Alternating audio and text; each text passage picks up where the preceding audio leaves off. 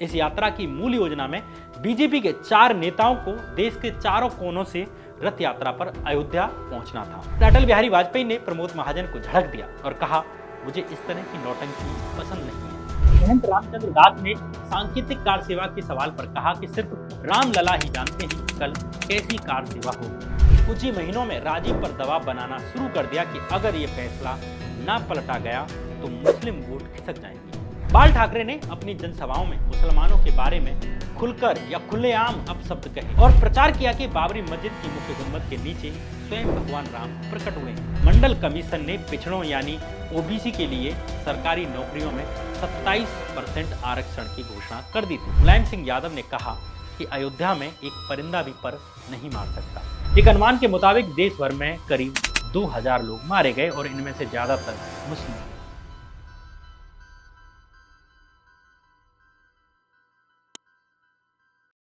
नमस्कार, मैं श्याम मीरा सिंह। इस वीडियो में हम जानेंगे कि राम मंदिर आंदोलन के पीछे की पूरी कहानी क्या है, क्यों भाजपा ने साल 1990 में ही रथ यात्रा को निकालने का प्लान बनाया, भाजपा की पूरी हिस्ट्री क्या है और राम मंदिर आंदोलन में उसकी भूमिका क्या थी, विश्व हिंदू परिषद ने राम मंदिर आंदोलन के लिए क्या क्या रणनीतियां बनाई, आखिर कैसे साल 1984 लोकसभा चुनाव में 2 सीट लाने वाली भाजपा 1989 के चुनाव में 85 सीटें और 1991 के चुनाव में 120 सीटों तक कैसे पहुंच जाती है।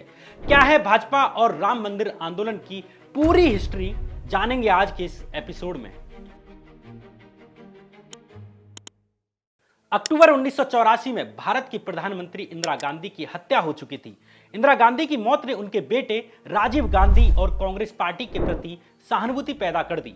अगले ही महीने देश में आम चुनाव हुए। राजीव गांधी की कांग्रेस को 4 से 14 सीटों का ऐतिहासिक जनादेश मिलता है। दिलचस्प बात यह रही कि इस चुनाव में भारतीय जनता पार्टी को मात्र 2 सीटें मिलती हैं। भाजपा के स्टार नेता अटल बिहारी वाजपेयी और लाल कृष्ण आडवाणी अपनी सीट भी नहीं बचा सके। बीजेपी को अब नई रणनीति पर विचार करना था, इसलिए साल 1986 की 9, 10 और 11 मई तारीख को राजधानी दिल्ली में बीजेपी की राष्ट्रीय कार्यकारिणी की बैठक होती है। साल 1980 में जनता पार्टी से अलग होकर बनी बीजेपी ने गांधीवादी समाजवाद को अपनी आधिकारिक विचारधारा के तौर पर स्वीकार किया था, लेकिन इस कार्यकारिणी की बैठक में आधिकारिक विचारधारा में बदलाव किया जाता है और वो नई विचारधारा थी सांस्कृतिक राष्ट्रवाद की। यानी जनता पार्टी के हैंगओवर से निकलकर बीजेपी फिर से आरएसएस यानी संघ की पकड़ में जा रही थी। दरअसल साल 1951 में कुछ हिंदूवादी नेताओं और आरएसएस ने मिलकर जनसंघ नाम से एक पार्टी बनाई थी और यह पार्टी ही आगे चलकर भाजपा बनती है। इसका कारण यह था कि साल 1975 में इंदिरा गांधी ने आपातकाल घोषित कर दिया था। जब साल 1977 में आपातकाल हटाया गया तब विपक्ष की अलग अलग छोटी बड़ी पार्टियों ने इंदिरा गांधी के खिलाफ चुनाव लड़ने के लिए एक बड़ी पार्टी बनाई जिसका नाम रखा गया जनता दल। जनसंघ ने भी अन्य पार्टियों की तरह जनता दल में विलय कर लिया।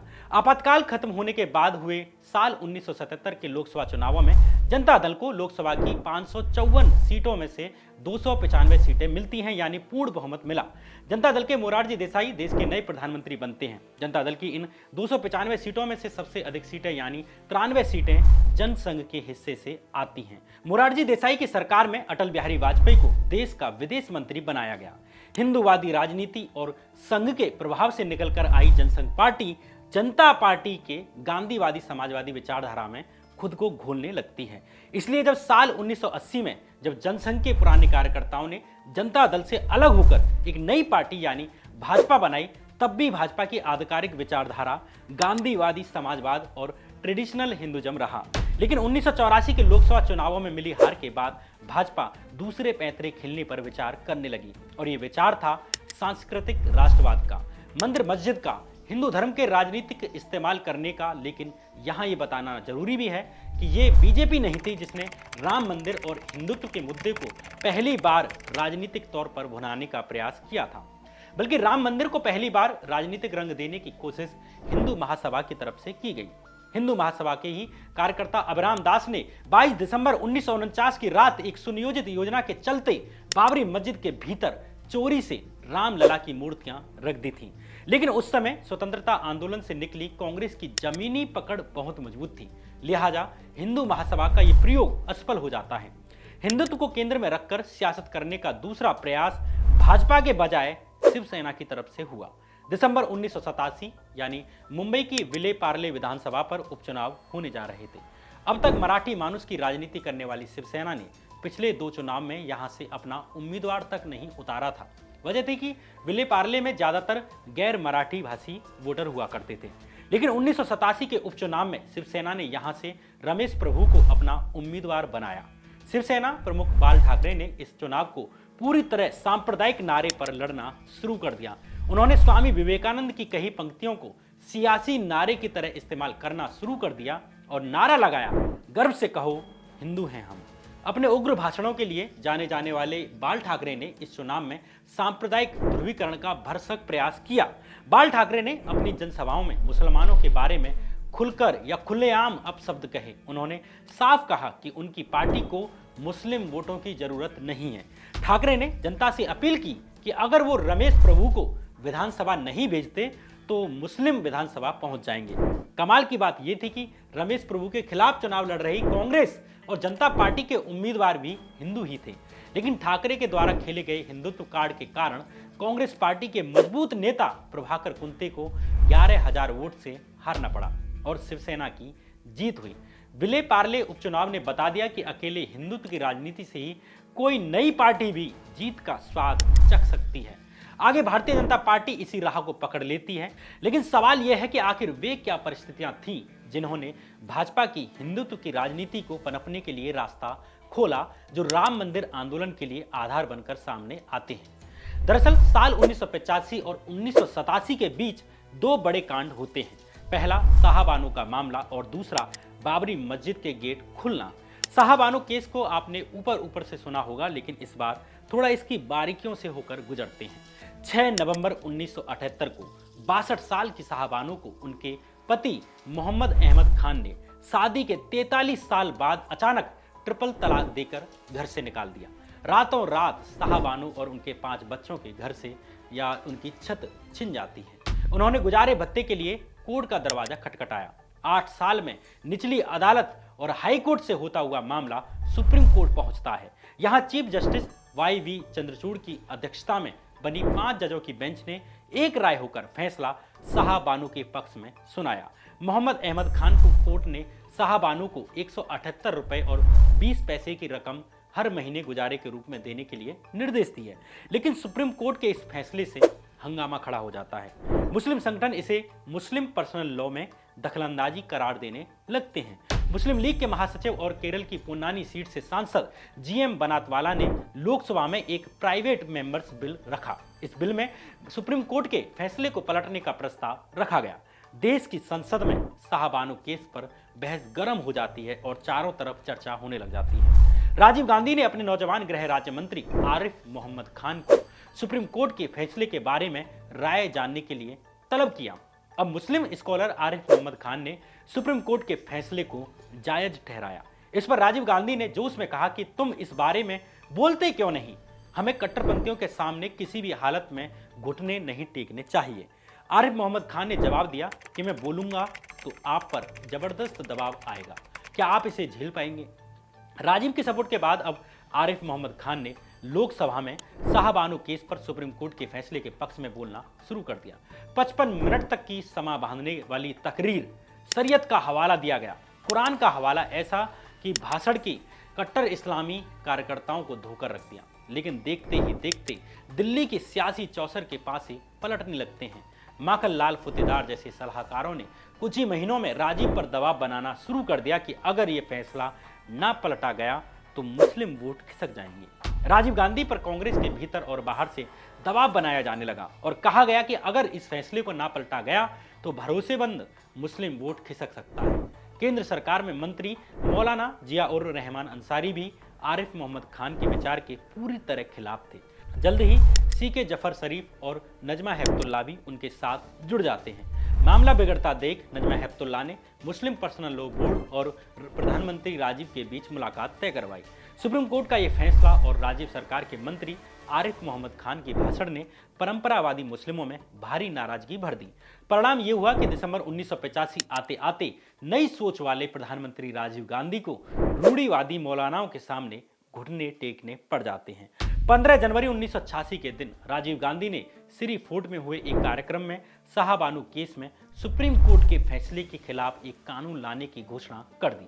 लेकिन राजीव की इस घोषणा का उल्टा असर हुआ।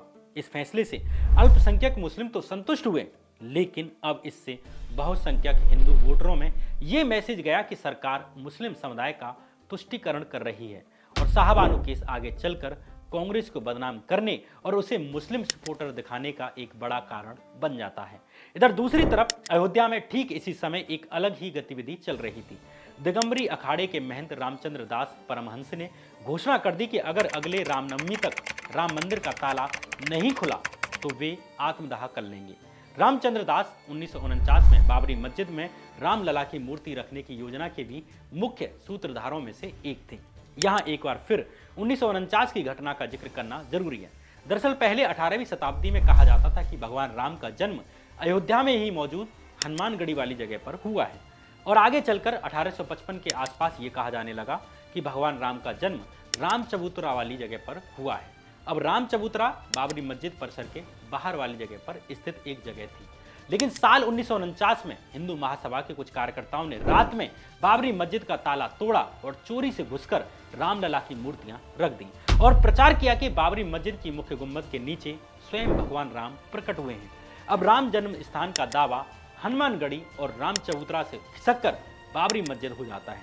अब कहा जाने लगा कि बाबरी मस्जिद के नीचे ही भगवान राम का जन्म हुआ था। जब बाबरी मस्जिद में मूर्तियां रखी गईं तो एक एफआईआर दर्ज की गई। इसके बाद बाबरी मस्जिद पर ताला लगा दिया जाता है और अब बाबरी मस्जिद को ही राम मंदिर के रूप में प्रचारित किया जाने लगा। लेकिन 1980 के दशक आते आते बार बार यह कहा जाने लगा कि बाबरी मस्जिद के गेट क्रमांक ओ और गेट क्रमांक पी की तालाबंदी पर अदालत का कोई आदेश नहीं है, यह प्रशासन ने जबरदस्ती लगा रखा है। उस समय उमेश चंद्र मिश्र नाम के एक युवा वकील ने कौतूहल के चलते बाबरी मस्जिद के गेट ओ और पी पर लगे ताले की वैधता जानने के लिए स्थानीय अदालत में 28 जनवरी 1986 के रोज एक अपील दायर कर दी। लेकिन अयोध्या की स्थानीय कोर्ट ने इस अपील को ये कहते हुए खारिज कर दिया कि इस मामले पर लखनऊ हाईकोर्ट में पहले से ही मुकदमा चल रहा था। ऐसे में बिना कागजात देखे इस मामले पर कोई फैसला देना संभव नहीं है। इसके 3 दिन बाद वकील उमेश चंद्र पांडे ने यही अपील फैजाबाद जिला अदालत में की। फैजाबाद जिला अदालत में जज कृष्ण मोहन पांडे ने अगले ही दिन जिला प्रशासन को तलब किया और जज पांडे ने पुलिस कप्तान और डीएम से सवाल किया कि क्या गेट नंबर ओ और पी का ताला खोलने से कोई अशांति पैदा हो सकती है। पुलिस कप्तान ने जवाब दिया कि अशांति का खतरा नहीं है। इस बीच मुस्लिम पक्ष के वकील मुश्ताक अहमद सिद्दीकी ने भी अर्जी देकर अपना पक्ष रखने की अपील की। अब जज पांडे ने कहा कि उनका पक्ष सुना जाएगा, यानी मुस्लिम पक्ष का सुना जाएगा। लेकिन मुस्लिम पक्ष को सुने बिना ही जज साहब ने शाम 4:40 पर गेट क्रमांक ओ और पी का ताला खोलने का आदेश दे दिया। अब कमाल की बात यह थी कि जज साहब ने यह फैसला सबूतों और जरह की बजाय एक बंदर यानी मंकी के आधार पर दिया था। इस बात का जिक्र जज साहब ने अपनी आत्मकथा में भी किया है कि जिस रोज मैं ताला खोलने का आदेश लिख रहा था, मेरी अदालत की छत पर एक काला बंदर पूरे दिन फ्लैग पोस्ट को पकड़कर बैठा रहा।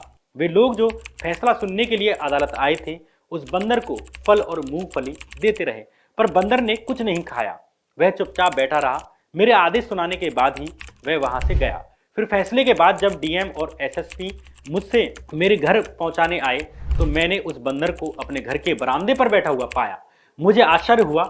मैंने उसे प्रणाम किया कि वह कोई देवीय ताकत थी। कितनी हैरानी की बात थी कि एक जज साहब ने अपनी निजी आस्थाओं के हिसाब से एक संवेदनशील फैसला सुना दिया।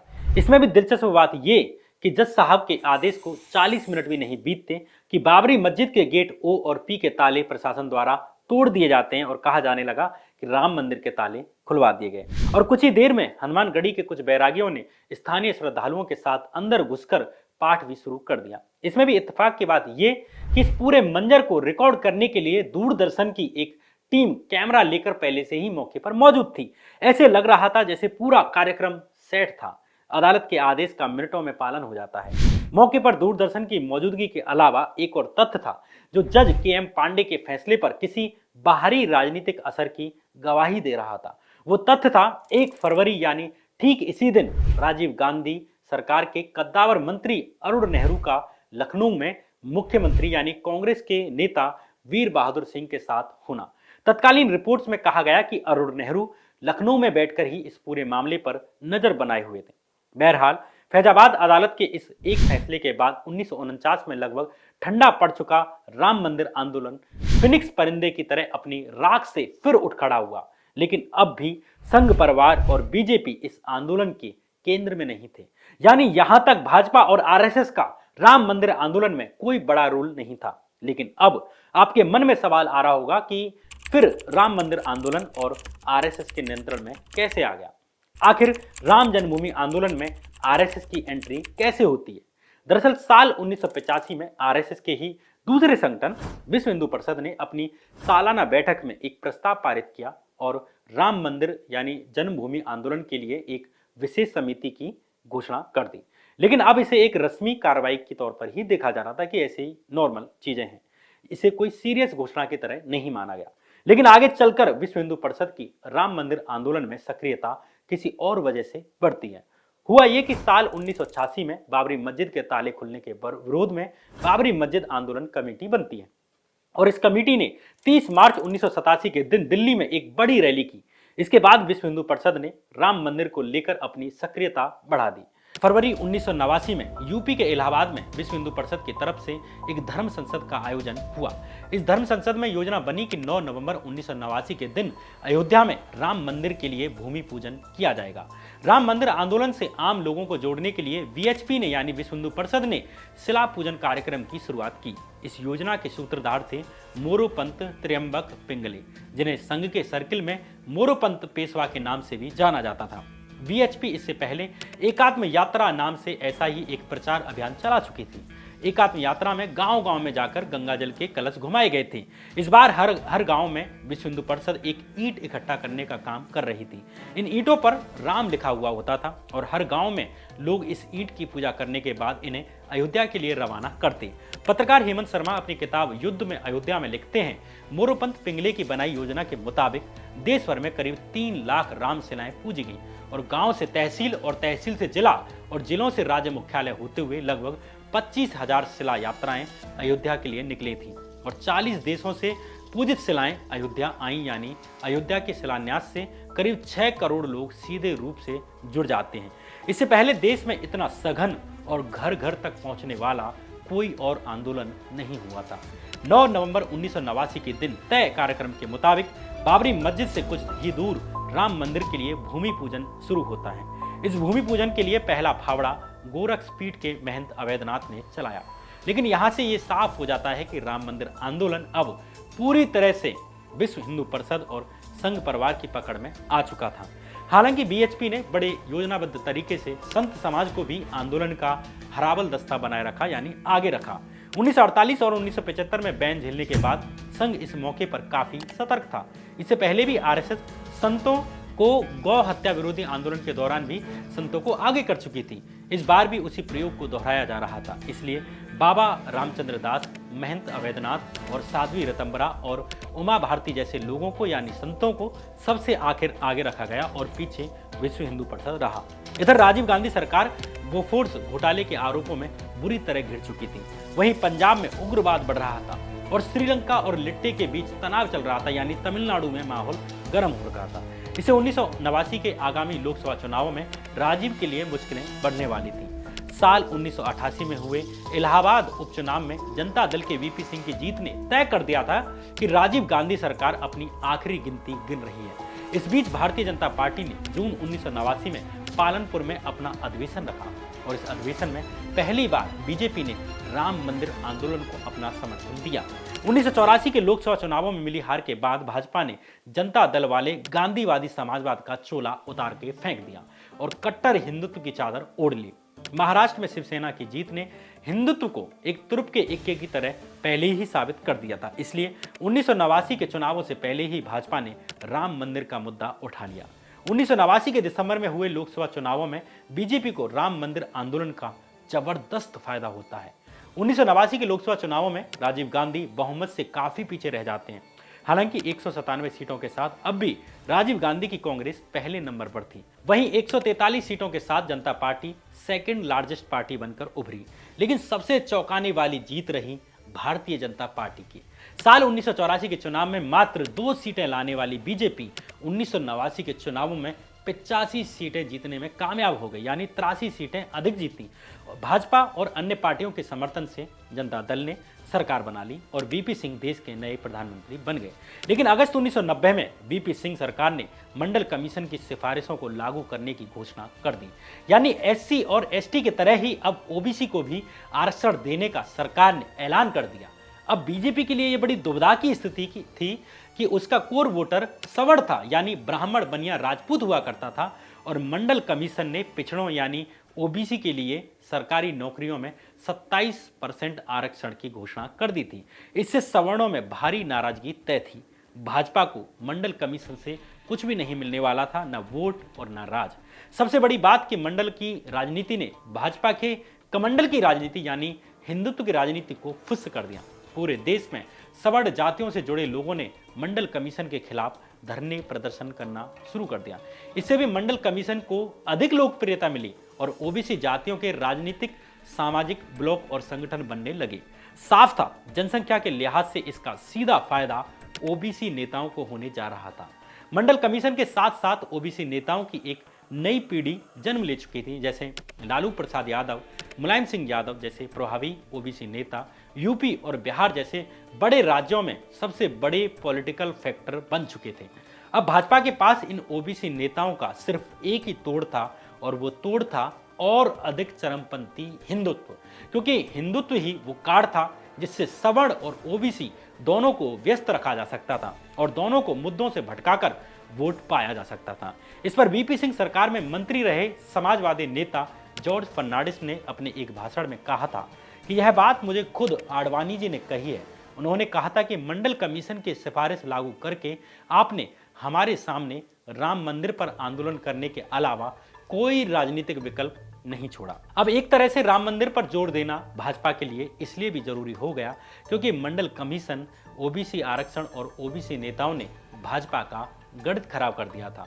ऊपर से 1989 के लोकसभा चुनाव में मिली सफलता ने भाजपा को हिंदुत्व का करिश्मा दिखा दिया था और यहां से अब भाजपा हार्ड लाइन हिंदुत्व की तरफ बढ़ जाती है, उसकी राजनीति की तरफ अपने कदम बढ़ा देती है।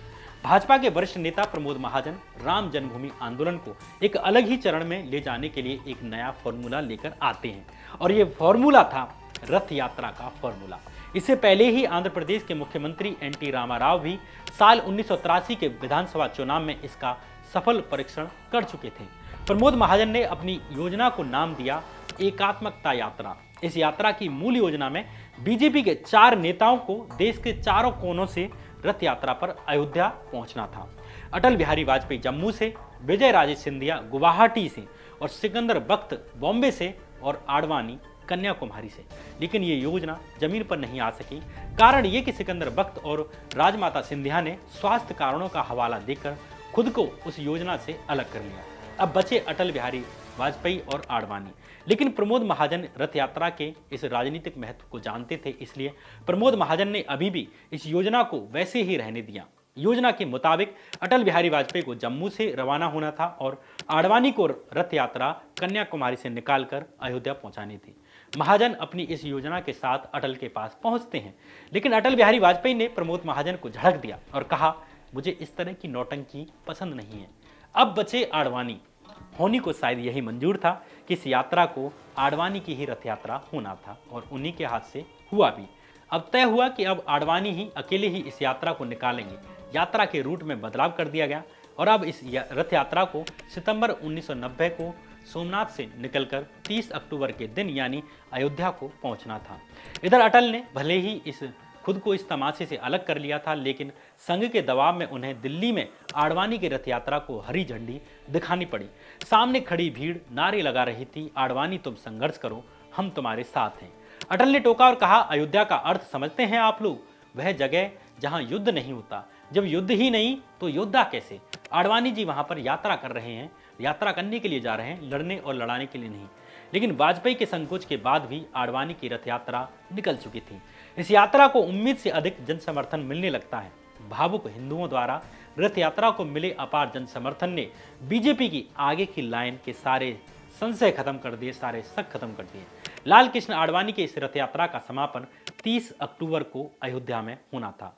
कहा जाता है कि आडवाणी की रथ यात्रा की घोषणा के ठीक बाद एक जनसभा में उत्तर प्रदेश के तत्कालीन मुख्यमंत्री मुलायम सिंह यादव ने कहा कि अयोध्या में एक परिंदा भी पर नहीं मार सकता। मुलायम सिंह यादव की इस लाइन को भाजपा और आरएसएस के नेताओं ने एक अवसर की तरह लपक लिया। भावुक अपीलों के माध्यम से आम हिंदुओं में जोश भरा गया। इसलिए 21 अक्टूबर 1990 के दिन से ही कार सेवकों के छोटे छोटे जत्थे अयोध्या पहुंचना शुरू कर देते हैं। उत्तर प्रदेश सरकार ने सूबे की सीमाएं सील कर दी। दूसरे राज्यों से आने वाली रेल और बस सेवाएं एकदम रोक दी जाती हैं। इस वक्त रथ यात्रा बिहार में ही थी। इस बीच 23 अक्टूबर के दिन लाल कृष्ण आडवाणी को बिहार के समस्तीपुर में गिरफ्तार कर लिया जाता है। बिहार के सीएम लालू प्रसाद यादव ने कहा कि जितना कीमत एक नेता की जान की है, उतनी ही कीमत आम इंसान की जान की है। हम बिहार में कम्युनल यानी सांप्रदायिक माहौल को बनने नहीं देंगे। आडवाणी की गिरफ्तारी के बाद पूरे देश में दंगे भड़क जाते हैं। भाजपा आरएसएस ने आडवाणी की गिरफ्तारी को एक मौके की तरह लिया और विश्व हिंदू परिषद और भाजपा ने जगह जगह प्रदर्शन करने शुरू कर दिए। कई जगह ये प्रदर्शन हिंसा में बदल जाते हैं। आडवाणी के अरेस्ट के बावजूद कार सेवकों के जत्थे अयोध्या की तरफ कूच करने लगते हैं। बढ़ते सांप्रदायिक माहौल पर नियंत्रण करने के लिए यूपी के सीएम मुलायम सिंह यादव ने सभी कार सेवकों को अरेस्ट करने के आदेश दे दिए। अयोध्या में करीब 20,000 सिपाही तैनात किए गए। 30 अक्टूबर 1990 की सुबह 11 बजे ही कार सेवकों का एक हुजूम पुलिस की तमाम बैरिकेडिंग को तोड़ते हुए उसको लात मारते हुए हनुमानगढ़ी चौराहे पर पहुंच जाता है। यहां से बाबरी मस्जिद की दूरी महज 1.5 किलोमीटर की थी। पुलिस ने यहां जबरदस्त बैरिकेडिंग कर रखी थी। हनुमानगढ़ी से बाबरी मस्जिद के बीच लोहे के कुल 6 बैरिकेड लगे हुए थे।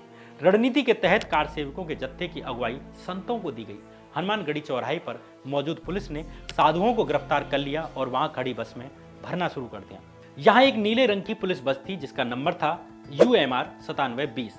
करीब 80 और 100 के बीच साधु इसमें भर दिए जाते हैं। ड्राइवर अपनी सीट पर बैठे बैठे अपने अधिकारियों के आदेश का इंतजार कर रहा था, लेकिन इसी बीच राम प्रसाद नाम के बैरागी साधु ने बस ड्राइवर को धक्का देकर उसे नीचे गिरा दिया और बस अपने काबू में कर ली।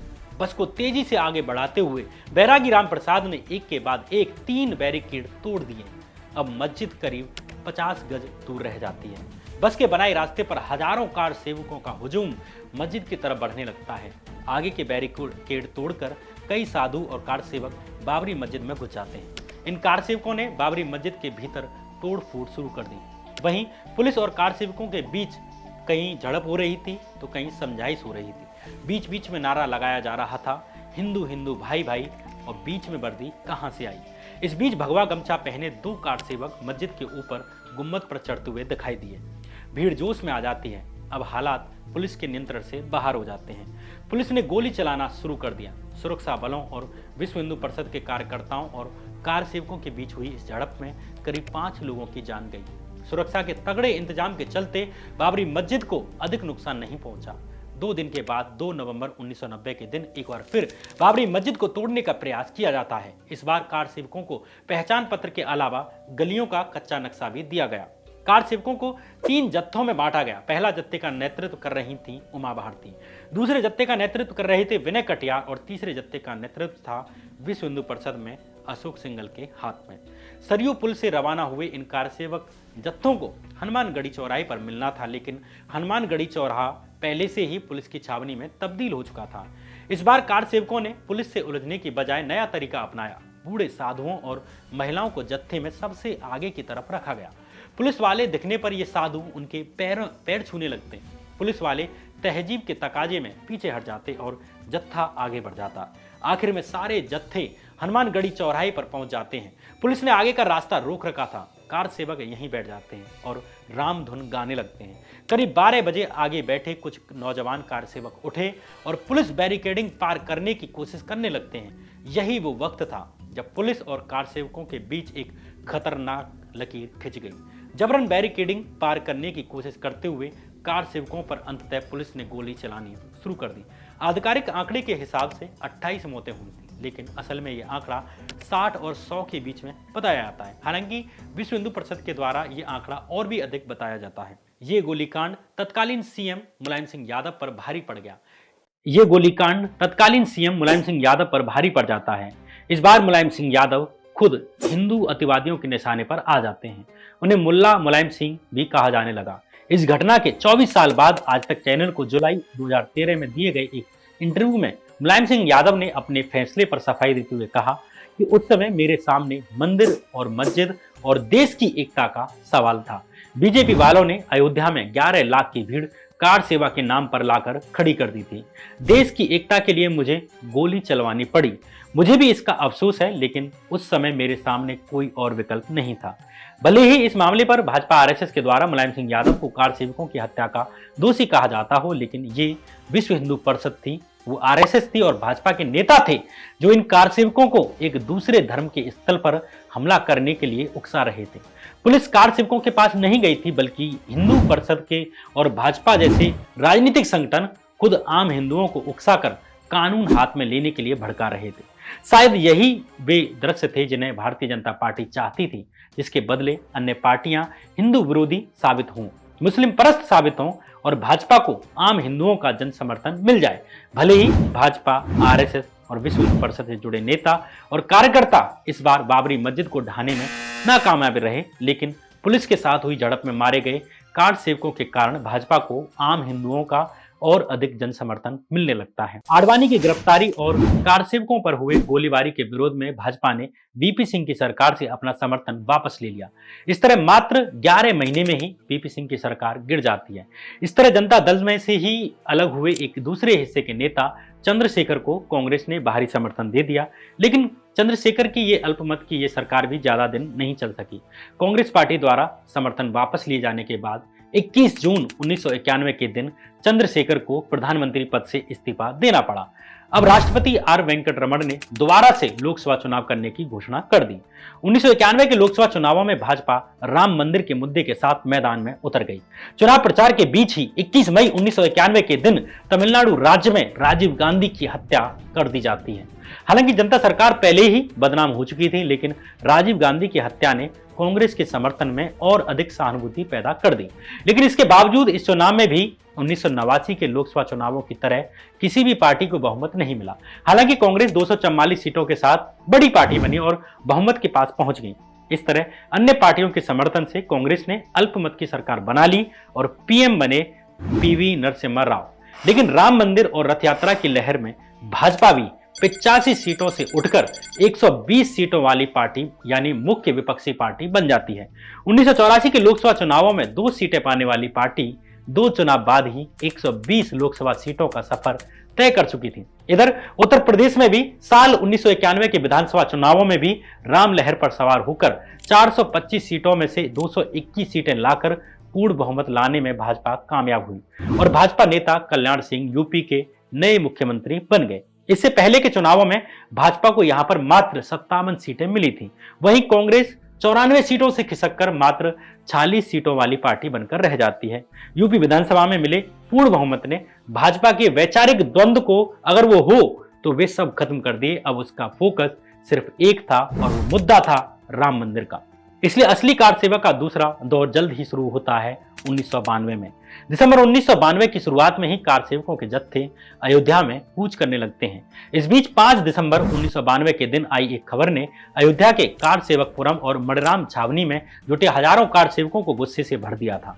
विश्व हिंदू परिषद और बीजेपी के आला नेताओं की बैठक के बाद तय हुआ कि अगले दिन यानी 6 दिसंबर को होने वाली कार सेवा यानी सांकेतिक रूप से पूजा किया जाएगा। लेकिन ये कार सेवा केवल सांकेतिक होने जा रही थी। जब विश्व हिंदू परिषद के नेताओं ने महंत रामचंद्र दास परमहंस और महंत नृत्य गोपाल दास को कार सेवकों को समझाने की गुजारिश की तो दोनों ने इस मामले से पल्ला झाड़ लिया। महंत रामचंद्र दास ने सांकेतिक कार सेवा के सवाल पर कहा कि सिर्फ राम लला ही जानते हैं कि कल कैसी कार सेवा होगी। दोपहर करीब 2 बजे बजरंग दल के अध्यक्ष विनय कटियार कार सेवकपुरम पहुंचते हैं। यहाँ गुस्साए कार सेवकों ने उन्हें घेर लिया। कार सेवकों का यह गुस्सा बता रहा था कि अतिवादी हिंदुओं का यह उत्साह अब भाजपा और आरएसएस के नियंत्रण से भी बाहर हो चुका है। कटियार के जरिए शाम तक विद्रोह की सारी आशंकाएं लाल कृष्ण आडवाणी तक पहुंच जाती हैं। कार सेवकों के इरादे का मैसेज भाजपा नेतृत्व को पता चल चुका था और उसी शाम लखनऊ में बीजेपी की एक जनसभा होने जा रही थी। इस सभा में बीजेपी ने भी अपने तेवर वक्त के हिसाब से बदल लिए।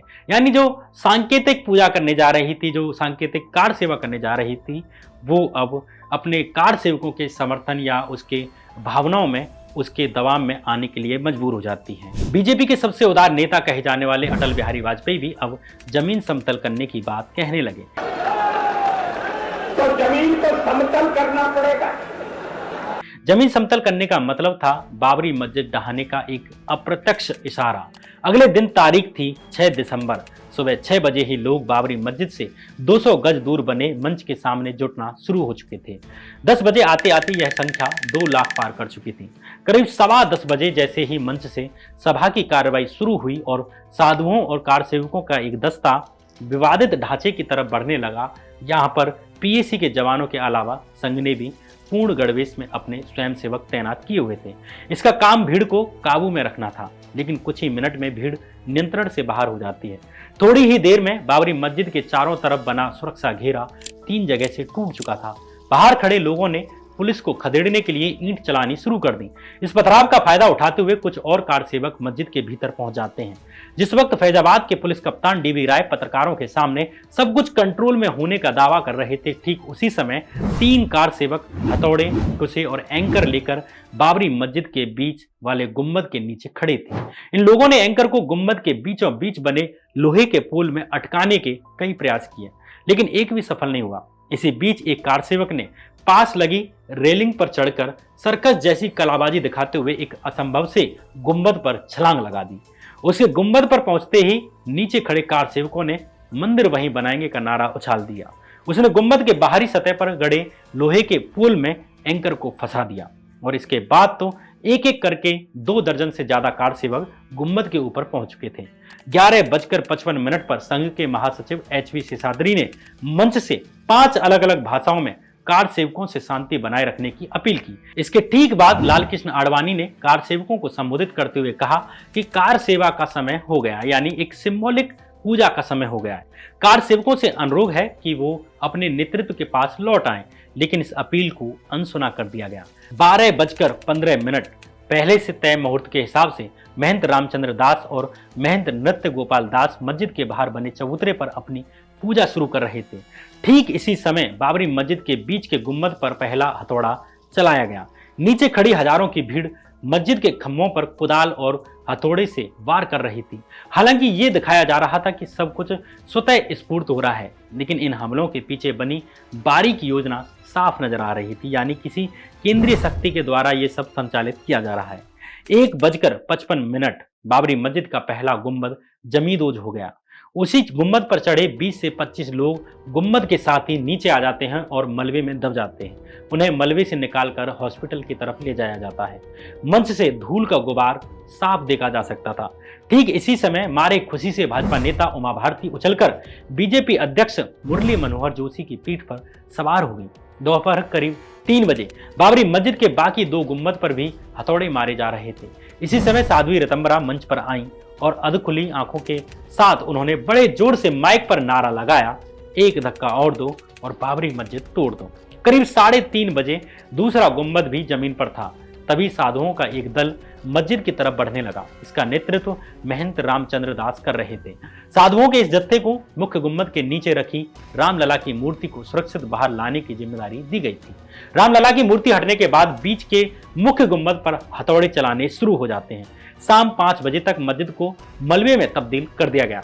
पुलिस सारा मंजर खड़े होकर देख रही थी। बाबरी मस्जिद को गिराए जाने के बाद पूरे देश में दंगे फैल जाते हैं। एक अनुमान के मुताबिक देश भर में करीब 2000 लोग मारे गए और इनमें से ज्यादातर मुस्लिम थे। इस सांप्रदायिक तनाव की लहर भारत से बाहर भी देखी गई। पाकिस्तान में एक ही दिन में 30 मंदिर तोड़ दिए जाते हैं। कई हिंदुओं के घर में आगजनी हुई। बांग्लादेश में भी इसी तरह का रिएक्शन देखने को मिला। 10 से ज्यादा मंदिर तोड़े गए और हजारों हिंदू विस्थापित होने को मजबूर हुए। 11 लोगों की जान गई। मंडल कमीशन के बाद ओबीसी की राजनीति जो भाजपा पर भारी पड़ रही थी, वो अब कहीं धुंधली हो जाती है। बाबरी मस्जिद और मंदिर करते करते भाजपा 2 सीटों से देश की सबसे बड़ी पार्टी बन जाती है। कम से कम 1990 के बाद से भाजपा ने देश की पूरी राजनीति मंदिर मस्जिद पर केंद्रित कर दी। साल 2014 में भाजपा के जीतने के बाद हिंदू मुस्लिम मुद्दा और अधिक बढ़ गया। लगता नहीं है इस दौड़ का कभी कहीं कोई अंत होना है। इस दौड़ में हिंसा है, बदला है, तनाव है, एक दूसरे के प्रति नफरत है। हर दिन किसी न किसी बहाने वही हिंदू मुस्लिम, किसी भी समस्या का जवाब हिंदू मुस्लिम, किसी भी मुद्दे का जवाब हिंदू मुस्लिम। क्या हिंदू और मुस्लिम साथ नहीं रह सकते? क्या सरकार चाहे तो दोनों वर्गों को सुरक्षित महसूस नहीं करा सकती? क्या सरकार चाहे तो सभी वर्गों के साथ बराबरी का बर्ताव कर असली मुद्दों पर काम नहीं कर सकती? राजस्थान के ऊंट के बारे में एक बात कही जाती है, वो कितनी सच है कितनी गलत ये नहीं पता है। ऊंट को जंगली कटीली झाड़ियां खाने में बड़ा मजा आता है। उसे लगता है कि ये मजा झाड़ियों से आ रहा है, लेकिन दरअसल झाड़ियों को खाने के कारण ऊंट के मसूड़ों से खून निकलता है और अपने इस खून से ही ऊंट को मजा आता है। ऊंट को नहीं मालूम कि उसको ये मजा झाड़ियों से नहीं बल्कि अपने ही खून से आ रहा है और उसकी ही कीमत पर आ रहा है। ये बात कितनी सही है कितनी गलत मुझे नहीं पता, लेकिन मैं इस बात को जरूर मानता हूँ कि इस कहानी में जो सार है वो हिंदुस्तान के लोगों पर, खासकर बहुसंख्यक हिंदुओं पर जरूर फिट बैठता है। हिंदुओं को लग रहा है कि ये मजा मुसलमानों की कीमत पर आ रहा है, मुस्लिमों को मजा चखाया जा रहा है, पर असल में इसकी कीमत देश का बहुसंख्यक समाज ही चुका रहा है, उसके पढ़े लिखे बच्चे चुका रहे हैं। हम सब एक साफ सुथरी डेमोक्रेटिक एजुकेटेड सोशलिस्ट सरकार डिजर्व करते हैं। एक अमेरिकी प्रोफेसर इसाक एसिमोव ने कहा था कि violence is the last resort of the incompetent, यानी हिंसा अयोग्य और असमर्थ लोगों का अंतिम रास्ता होता है। बहरहाल ये कहानी फिलहाल यहीं खत्म होती है। चैनल सब्सक्राइब करने की अपील है, आप सब्सक्राइब करेंगे तो हमें सपोर्ट मिलेगा। कमेंट और लाइक कर बताइए कि इस वीडियो को लेकर आपका क्या मत है। तब तक के लिए बने रहिए इसी चैनल पर। नमस्कार।